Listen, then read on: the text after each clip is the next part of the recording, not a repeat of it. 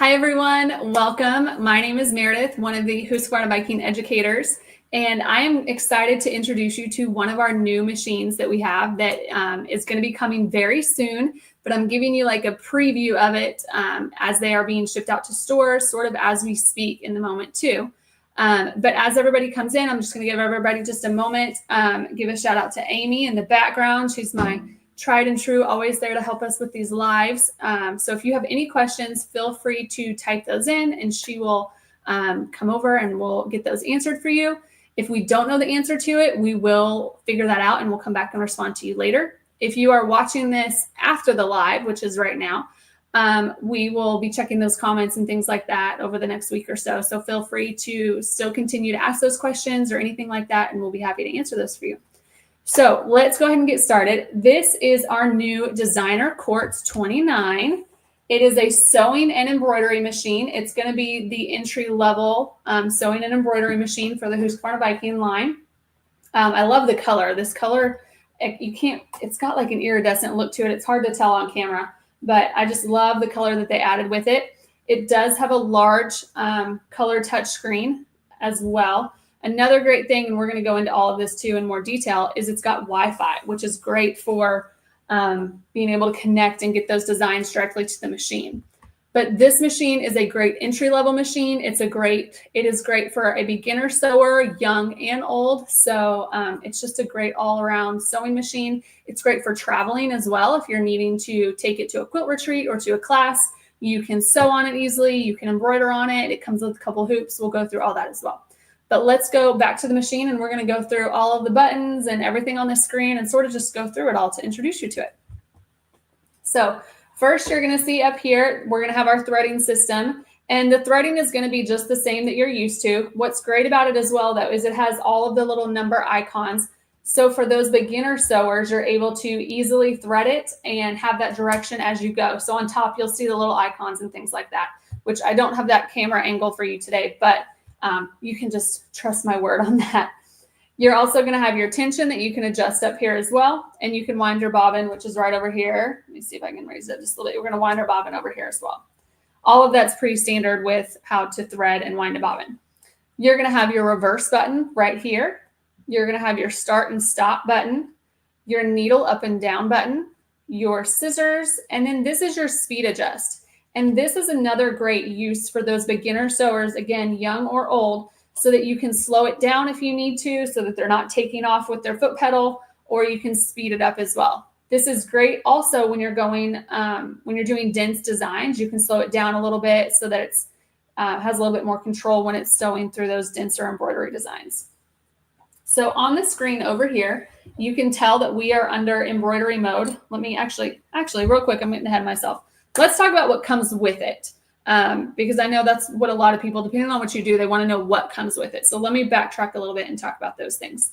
You're going to get 5 bobbins, and they are going to be class 15 bobbins. These are not the normal Husqvarna Viking bobbins, so you want to make sure you get class 15 plastic bobbins, not the metal ones, not 15J. These are 15 clear plastic bobbins, so you want to make sure you have the right bobbin. The reason for that is if you are using a bobbin that's not made for this machine, if it's too small, it can bounce around in that bobbin case, and then that affects your timing of your sewing over time, as well as with the metal ones, because I know that they make 15 metal as well. So you want to make sure you have the 15 clear plastic bobbins. It's going to come with some felt pads. It's going to come with 2 screwdrivers. You're going to see these 2 guys. This is the one, people don't always know that this is a screwdriver. This is one of our screwdrivers. This is for taking the stitch plate off. So right here, you're able to get under there and get these 2 screws off to clean or get any bird's nest out, where this one here, you can't get it upright all the way to be able to unscrew it. This is going to be for changing your needle or taking off the ankle to put on a different foot. You're going to get 2 spool pins as well. So if you're needing to do, depending on what kind of thread you have, or if you're using a twin needle, these attach right on top of the machine. You're going to get a quilting guide. You're going to get 3 spool covers. You're going to get a lint brush, a seam ripper, and then let's talk about the presser feet you're going to get. You are going to get an A and a B presser foot, the basic A and B presser foot. You're going to get a buttonhole, a one-step buttonhole foot, which is basically like your C foot as well. You're going to get a D foot for blind hems, an E foot for zippers. You're going to get an H foot for leather and vinyl, those smooth surfaces, and a J foot for that seam and overcast. You're also going to see this foot. This is one of the presser feet as well. This is for the free motion embroidery or quilting, or for embroidery when you're using your embroidery arm. And we'll go through how to attach this as well, because I know it looks a little different. So we'll go through how to attach that.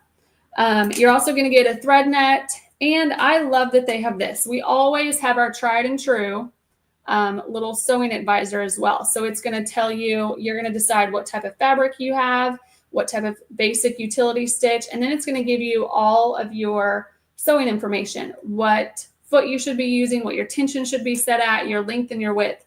All of that's going to be on this card. I know we are so used to having that sewing advisory with Husqvarna Viking, so I love that they included that as well.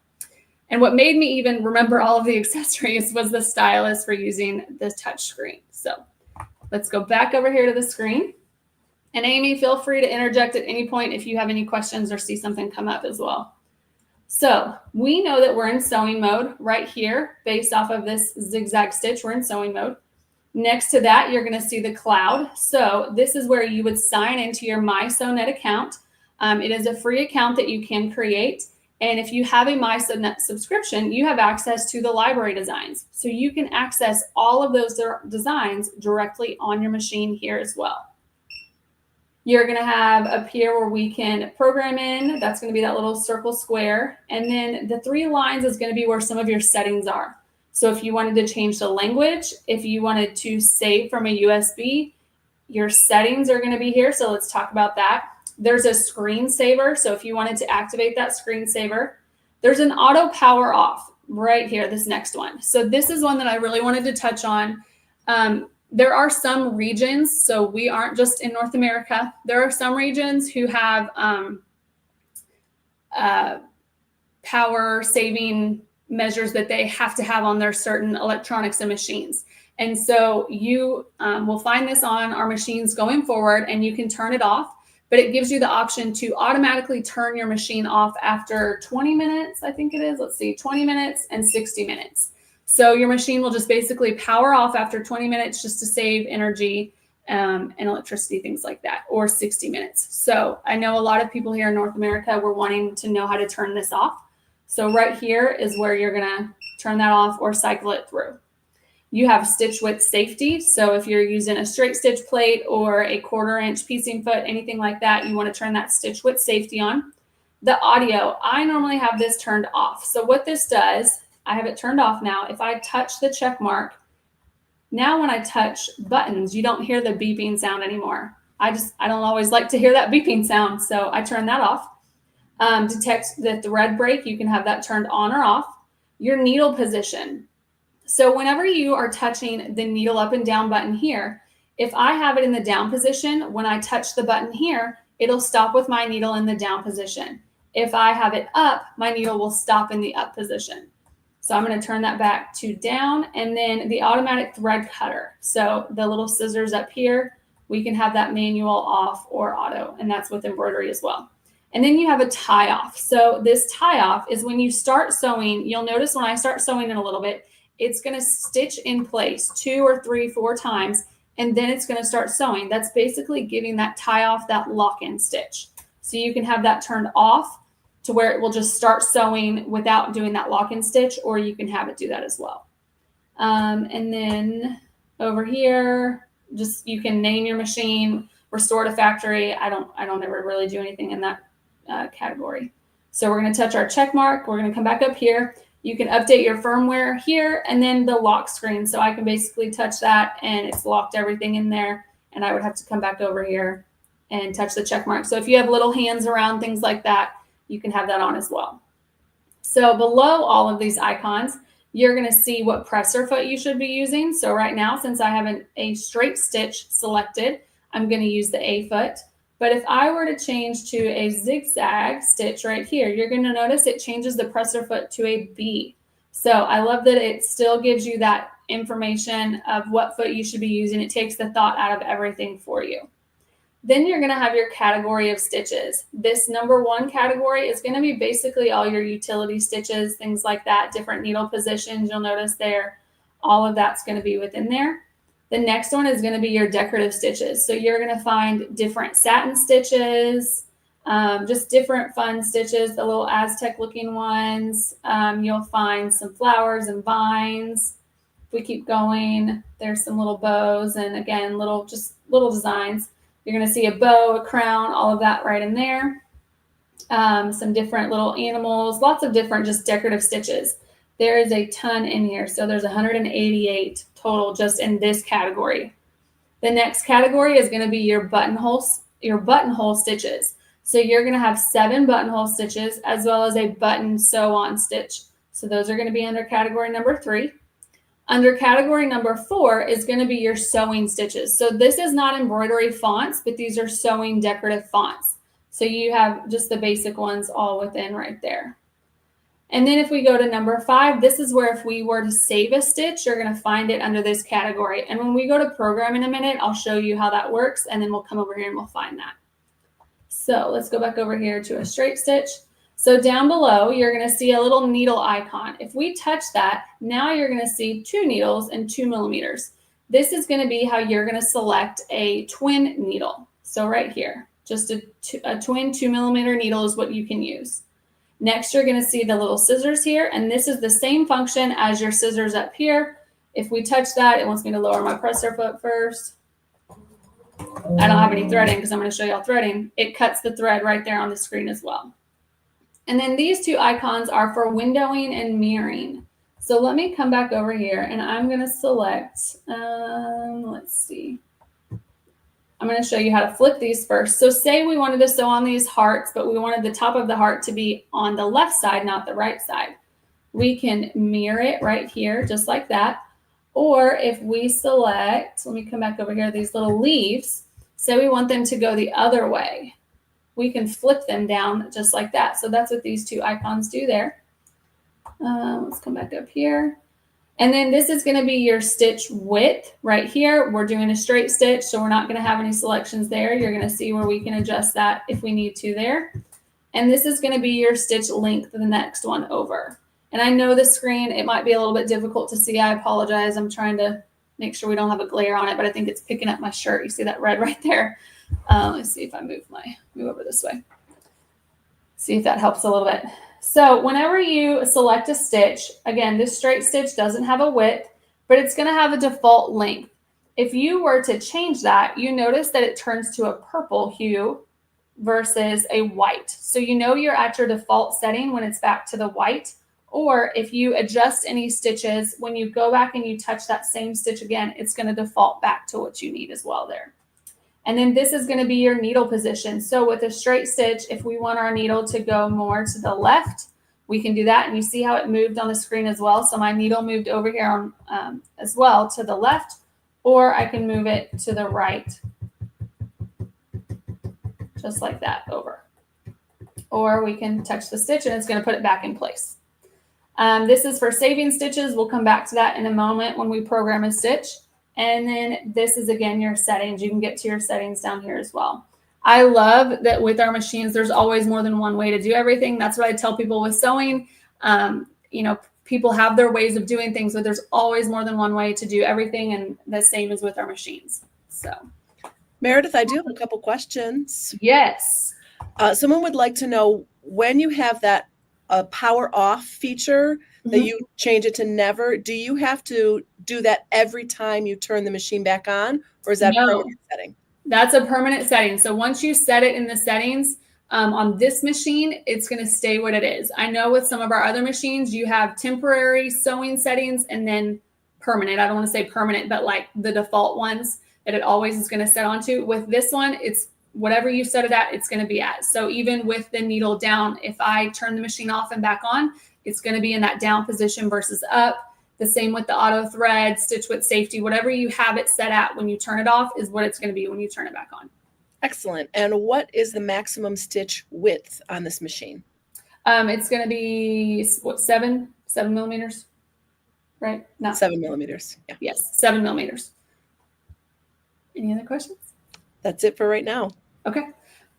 Let's come back over here. So let's go through programming a stitch really quick, and then we'll stitch some of those things out. So, because I feel like I could show you how to do a straight stitch, things like that, but I feel like most people know how to do that. So let's go into programming a stitch. So we are going to come down here, and we're going to select this little, or up here, I say down here, up here, we're going to select this icon here. This means that we are in the program mode. So we're going to come over here to our, actually, let's do a decorative stitch first.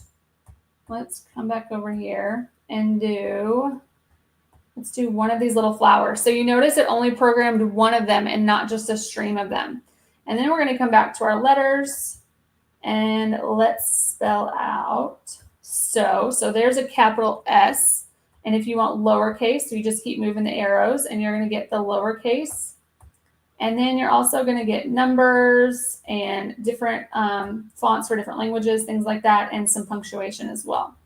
And then we'll come back over here and let's choose a different decorative stitch. Here, I want to do one where I have to like sort of flip it. Let's see what I can find. I don't think it'll work this way, but we're going to try anyway.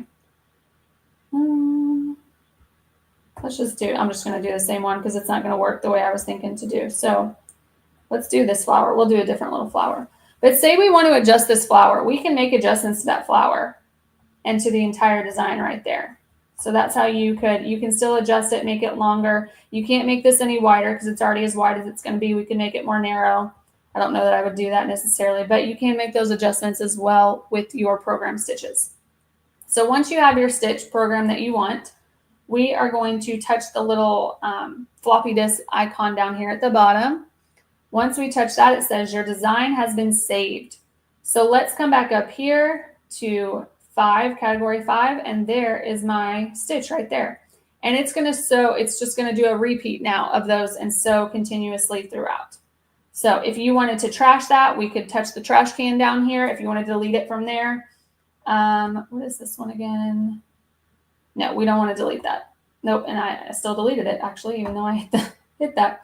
So let's come back up here. We're going to do it again. Let's program something different this time. So let's do, I'm trying to find one where I can flip it the other way to show you guys. But I don't think it's going to work the way I was thinking. So let's do a little apple here. And then let's do this font. We'll do a different one.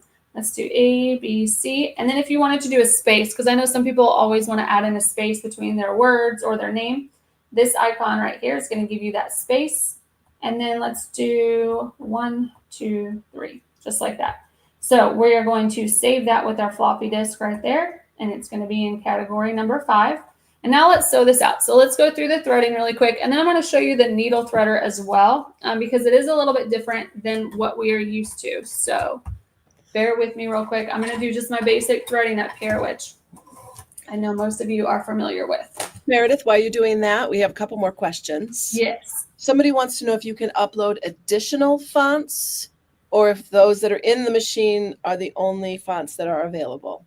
Those that are in the machine are the only ones that are available. As far as stitching goes. As far as stitching, again, these are not embroidery fonts. These are decorative stitch fonts. So when we get into embroidery, that's a whole nother ballgame, and we'll talk about that in just a moment. And then somebody would like to know, does it use Viking feet? Yes. So all of the feet that it has are the Viking feet. So any of the feet that you have that are you could use the 9 millimeter feet. You just can't do a 9 millimeter stitch. So if you have an Epic or a Ruby and have those wider stitches, the feet will work on this. You just can't use, you won't be able to make them any bigger. But yes, all of the feet are the same Husqvarna Viking feet, except this one for embroidery is a little bit different. And again, we'll go through that in a moment. Anything else? That's it for now. Okay. So now that I've got this threaded, I've got it threaded like normal. And again, my presser foot's up when you thread because you want your tension disc to be open. Let me back up just a little bit here. You're going to see this little guy right here on the side. This is how we're going to thread the machine. We're going to pull this down and your needle threader is going to come down right there. So let me zoom back in so you can see how that works. I just wanted you to see where I was doing that at. And there's a thread cutter right here as well. Oh, this way. So I'm going to try and keep my arm out of the way as I do this. Let me get behind this guide behind there. Then what we're going to do, we're going to push that needle threader down, and as it comes down, I'm going to loop around the guide right here. We're going to come all the way down. And there are 4 little guides, and then in between those 4 guides are a little prong. And that prong goes through the eye of the needle and it hooks down and forward. So what we're going to do, you notice how I just sort of loop that around there. And I'm going to slowly let my needle threader go up. And there's our little loop right there. So let me show that to you guys one more time. There's the loop to pull through. So we're going to push our needle threader down, loop around to the guide here, take our thread so that it hooks on that little hook that goes through the eye of the needle. Slowly let your needle threader go up. Oh, I didn't let the, as you're letting your needle threader go up, you want to sort of let it pull that through. If you hold on to this tail, it's not going to let it pull through the eye of the needle. And there's our loop right there. Let me mention as well, whenever you are, let me come back here and back up. Whenever you push this down, you don't want to let it fling back up. What happens over time is that hook that goes through the eye of the needle, if you let it fling up, it's going to eventually just bend over time, and then you're just going to have to get it replaced. So whenever you do this, you want to make sure you're slowly letting it go back and then up, not letting it just fling up. And that's the same with all of our machines. You don't want to let that needle threader just fling up every time you go. You want to let it swing back, and then you can let it go up. So just an easy slow motion there. So let's zoom back in here. So the presser feet are going to attach the same way. So I'm going to use, let me show you this here on the screen. It wants me to use my B foot. So I'm going to have my B foot on my machine. And this one here. So same way all of our feet attach, they just snap right on. Let's talk about winding, or not winding, but thread, or putting the bobbin in the bobbin case. So to take the bobbin cover off, we're going to slide the little guide here to the right and take off our cover. Your bobbin thread is going to go in. So with Husqvarna Viking, we're used to having that H crown on the bobbin to know which way to put the bobbin in. But with this one, it doesn't have that. So the way you want to do it is you want to go counterclockwise. You see how my thread's coming off counterclockwise, or it's like a P, the circle in a P. So we're going to drop that into our bobbin case. And I like to put my finger with my right hand and hold that bobbin in place so that as I'm threading around, we're going to come underneath this little guide right here, and it's got a little arrow. I'm going to hold this with my finger here so that I'm not just pulling all that slack out. And then I can also sort of pull it just a little tight to make sure I'm getting it in the tension right in there. Then we're going to follow the guide around right here, put our bobbin cover back on, and there's a thread cutter right there. So we just let it cut the thread right there. So let me show you that one more time. So counterclockwise, or like a P, we're going to drop that into our bobbin case, and I'm going to use my pointer finger to hold that in place. We're going to come underneath the little, there's a little gray guide right here. We're going to come underneath that and sort of pull it to make sure we're getting in our tension.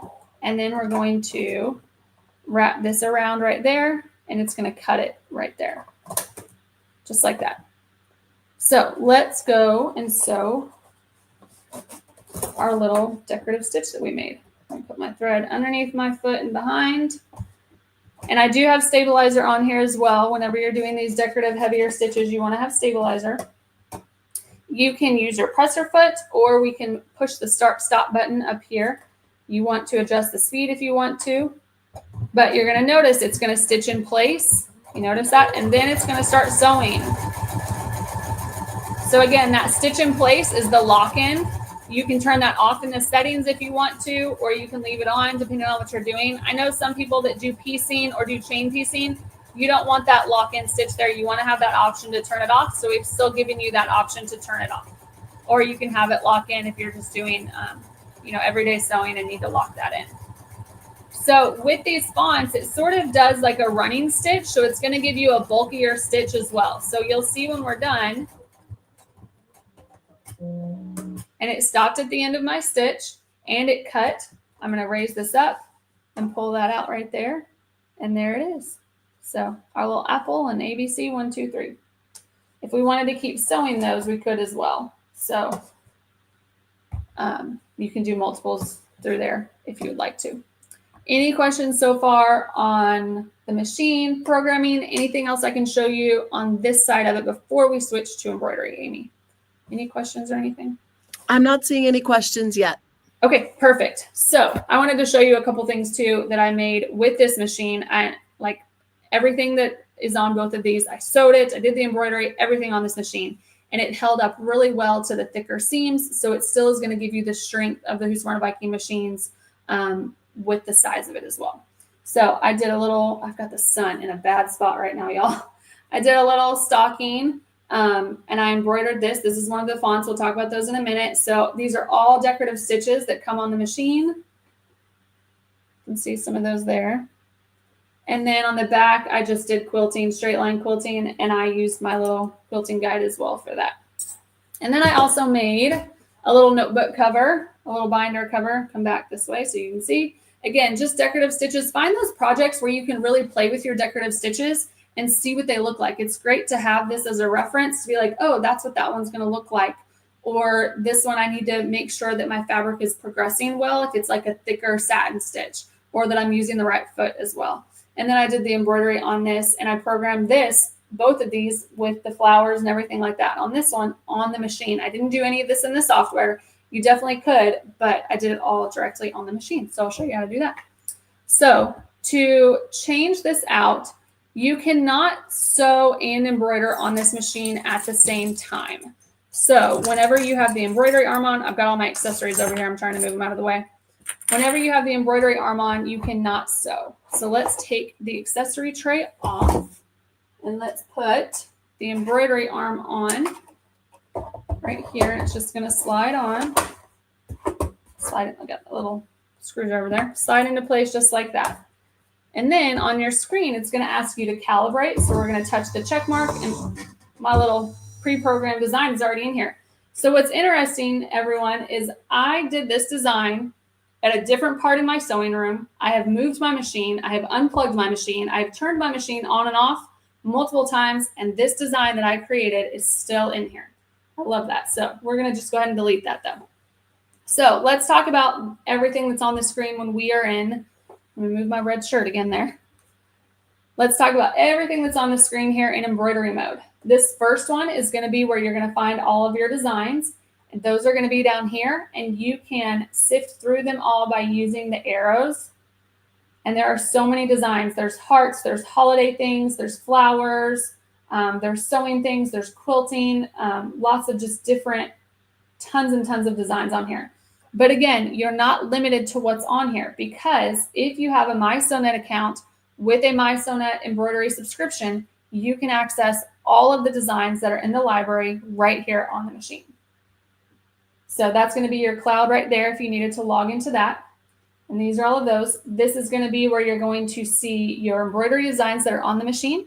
Below that, you're going to see this T. And this is one of the most exciting, one of my favorite things about this machine is we don't always have too many fonts, embroidery fonts directly on the machine, some of our entry-level machines, but this one does. This one has 10 embroidery fonts on it. And I love that they added that for everybody. So you're going to see all of them right here. If we touch one of them, you're going to notice right here, you've got a TL, and that's grayed out, but you have a TM and a TS. And I bet you can guess what the L, M, and S means. It means large, medium, small. So not all of these fonts are going to have a large option, but they will have a medium and a small. So if we go back over here, we can select a different font directly right here. We don't even have to go back all the way. And now I'm going to get the large, medium, and small options. So let's program in this notes thing, and I'm going to show you some things when it comes to adding in the flowers or any other designs that you have to go with it. So we're just going to type in notes. And if you wanted to go to lowercase, we're going to touch the little arrow right here to go to lowercase capital. Right here, you're going to see where your letters are. And then if you needed numbers or symbols or any of the other letters for different languages, you have those as well. So let's go N-O-T-E-S, notes. But that doesn't fit in my hoop here, does it?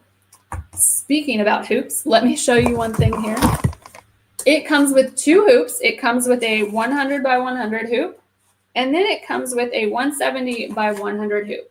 So this is what I used for both of those, and there was still space for the stocking and the notebook cover I used. There was still space on either end. So you've definitely got a lot of space with these 2 hoops, or if you're just doing some monograms, you have the small hoop as well. So those are the 2 that it comes with. So you notice that it doesn't fit in my hoop though if I do it this way. So once we have our design how we want it, right down here is this little icon with the check mark. We're going to touch that check mark. Then this window is going to pop up. We can go back to our letters and things like that here. We can rotate it. So this is where we would want to rotate it. You can rotate it 90 degrees. You can rotate it 45 degrees like that. Or you could rotate it just 1 degree at a time. If you don't like how it looks and you want it to go back to the default, we're going to touch this little backwards arrow right here, and that just reverts it back to the way that it was. But we want it to fit in our hoop, and so you notice that red outline around the hoop goes away. So if I have it like this, it's not going to stitch out if you see that red line because the design is outside of the hoop area or the embroidery area. So we're going to revert back and then just rotate it 90 degrees once. We're going to touch the check mark. Below that, we can arch it. So if I wanted to arch it this way, we could do that. And if you touch it over and over, you can arch it even more. So now it fits in the hoop there, but that doesn't necessarily look great.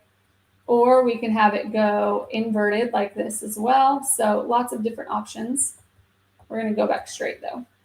Touch our check mark. The next one here, if we wanted to mirror it or window it, we could do that if we wanted to do it backwards. This one here, I love this. We can make the letters go further apart. So if we touch that TT right there, you can make the letters. You see how they're spreading out? So I could fill that space that was in there, or I can make them get closer together. Let's see how close I can get them. Get them real close right there. Or we can just revert it back. So we're going to touch our check mark. And then below that is selecting a hoop. So we have a 170 by 100, a 100 by 100, and these are what come with the machine, a 40 by 40, and then an unknown. If it's a hoop that is below this size, it's not listed, you could do that unknown one. But we're going to come back up here to that 170 by 100. Let's rotate this again so that it's in there, just like that. And again, I still have lots of space to embroider within there as well. So we're going to touch our check mark, but now let's add in some flowers to this design. If I were to touch one of my flowers right now, it would get rid of my notes. I'm just going to go ahead and do it, and we'll go back and do that again. So if I touch this flower, well, my notes disappeared, and then I can't use that. So we're going to trash that flower. We're going to come back up here. We're going to spell out notes one more time. Oh, but let's make it large. So N-O-T-E-S, just like that. We're going to rotate it and check mark. Oh, over here. There we go. So to be able to add in another design with the notes, we're going to select this icon up here. Again, with the sewing and embroidery, it's to program. So this little square with a circle and a square in it. When you have that highlighted, now if I come back over here to my flowers and I touch a flower, there is my flower. But I can't move it, can I? So what we're going to do to edit it, but let me add in a couple extra flowers real quick here. To edit this icon up here with the pencil and little paper, when we touch that. So right now, all of my designs are selected because they're all highlighted, but I don't want those flowers on top of my word notes, do I? So we're going to touch this icon, the circle and square again down here, and we can filter between all of the different designs. So you notice those flowers are now grayed out, and I can move between my designs and pull them out to adjust them. So I can take that design, I can rotate it, so if I wanted to rotate it a little bit, on one of my flowers on my notebook thing that I did rotate it a little bit. You can move it around, do whatever you want with it. And then let's move this guy, we'll move him over here, and then we can touch it, or we can move the arrows to sift between them. And let's move this one here. So just like that. And then we can touch our check mark and check mark again. It wants me to attach my hoop. We're not going to do that yet. If you wanted to move your design, these little arrows here are going to do that. Or if you want to put it in the center, you can center it. So once you've added in your flowers or whatever, you would want to center that so that you know it's going to be in the center of your hoop where you want it. The next one here, this is scaling. So with scaling, my personal thing, and again, there's more than one way to do everything. I don't do a lot of scaling on my machine because the designs that are preloaded on the machine and in the library, they are made to a certain size. So I would not scale them less than about 5%. Because what happens is if you scale them smaller, it's not taking out stitches. It's just making them closer together and it's going to make it more dense. So, and if you make them larger, if you scale it larger, it's going to spread behind them. So I don't do too much scaling. Very rarely do I do that. What I will do is I will take my design into the embroidery software and actually go to resizing it. That will then in turn change my stitch count larger or smaller and will adjust and compensate accordingly. Does that make sense? The scaling and resizing? But it is an option to do that on the machine. So that's going to be where we were at just a minute ago, right there. If you want to see all of your thread colors, so we can go through and see what they all are here. This is going to be for the first part of the design. So if you think about it, notes is one design, then each flower. So we have 4 total designs, but within that, there's multiple color changes. So next, you're going to see this flower, and there's 2 color changes there. Then we're going to have our bigger flower with 3 color changes, and then our smaller one with just 1. So you can, let me go back in there. You can change your background color as well. So if you know what color fabric you're going to be embroidering on, if I was going to do this on a light blue, we could do that and see what that looks like. So if let me come back up here, have my whole design in there, I could see what that looks like. Let's come back and change that back to white and do our check mark and check mark. You could window and mirror the whole thing right here. You notice my little flowers changing.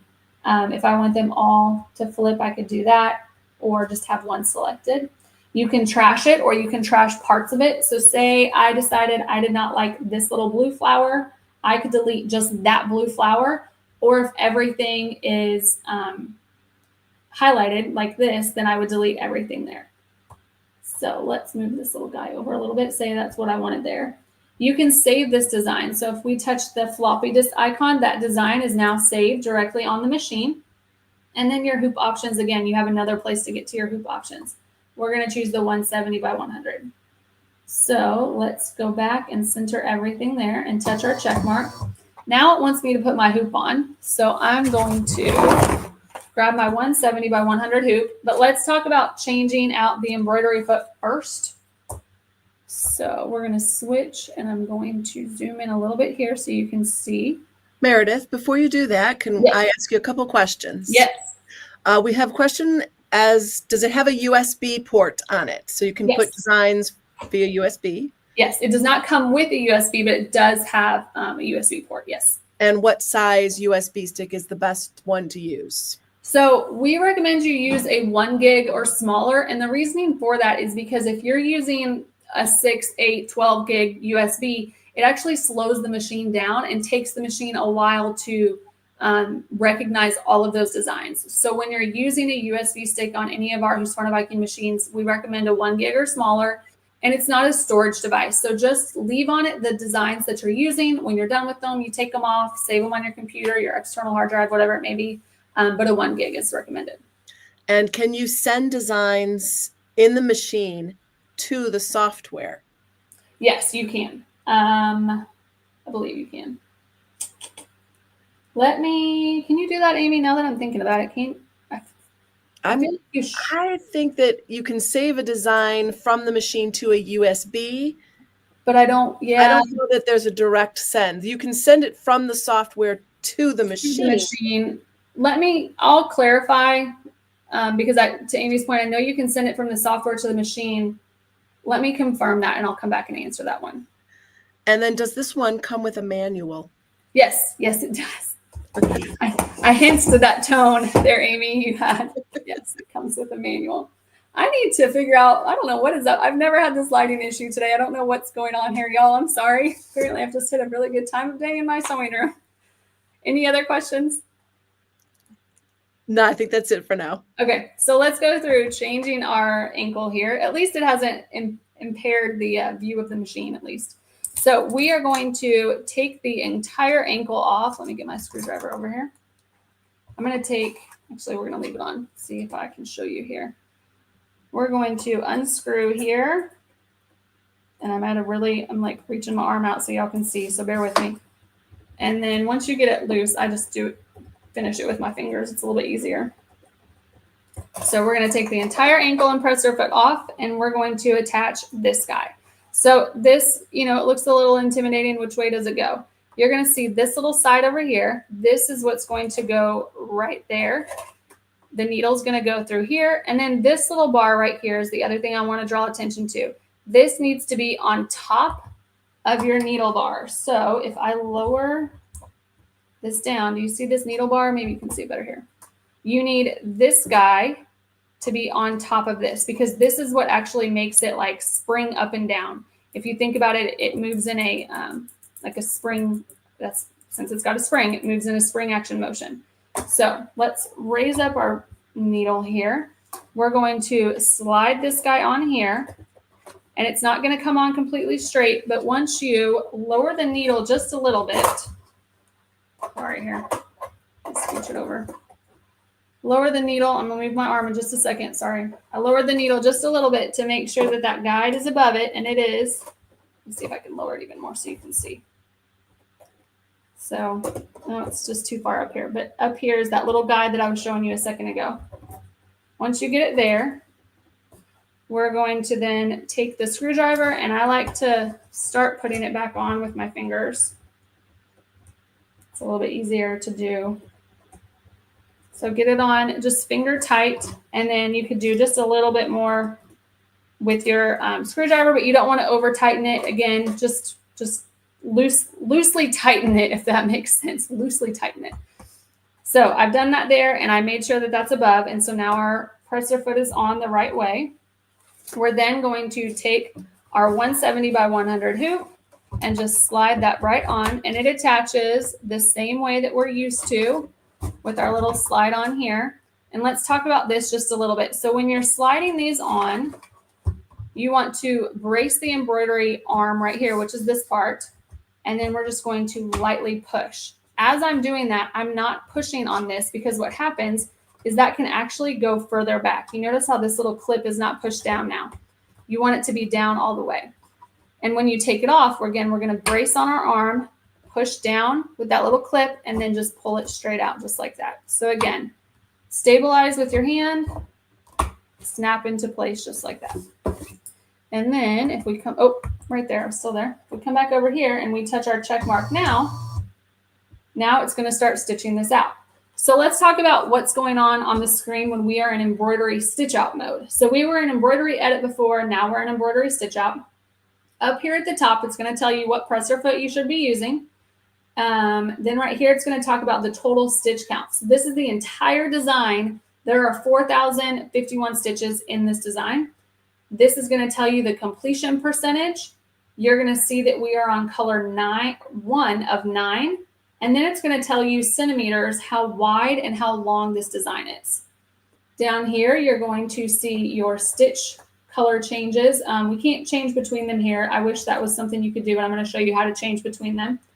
Right here, let me go back, this little icon here, you're going to see the list of all of the 9 steps, the 9 color changes you have. And if there was more, you could sift between them with the arrows.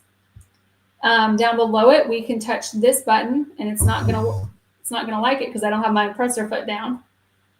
So you want to make sure your presser foot's down when it starts sewing. So you could start it embroidering here, or you could start it embroidering up here with the button on the machine. You can stop it here with the X. You have your scissors right here. So if you need to cut your thread, you can do that. So let's go back to changing between our thread changes and our designs that we have. So again, we have 3 different designs, but we have 9 color changes. So if you touch this icon down here with the needle and the plus and minus, you're going to have these icons pop up here. These two right here are going to be the plus and the minus for going between individual stitches. And you're going to notice as it starts to stitch out, you're going to see it turn up in color what has already stitched out. So you can see where you are. So if you break a thread and you need to go back a couple stitches, you could come here. I like to go back about 10 stitches when I'm break a thread there. If you need to go between your thread colors, so I've already stitched out the end, so that's highlighted and now it's on the O. Or if I wanted to get all the way to one of the flowers, I could do that as well. If you need to turn your machine off and leave for whatever reason, you can mark down, let me show you here. You can mark down what stitch you're on of how many, and then what color change you are, so that you can easily come down here, go back to color change number 6, stitch number 2633 or whatever it may be, and you can go between them as well. So any questions on that, on everything on here? I do have another question, but also we did find out the machine is a one direction Wi-Fi send from software to machine only. Perfect. Thank you for whoever found that out for me. That is from Trina. Oh, thank you, Trina. And then somebody asks, do you know what the overall size of the machine is with the embroidery unit? So do you have a tape measure handy? I do have a tape measure handy. Let's come over here. So let me, can't get that one. Let's do this one. Let's widen out a little bit. So with the embroidery arm on, we are looking at, and with the hand wheel over here, we're looking at about 24 and a half, 25 to give it a little bit of extra, 25 inches there.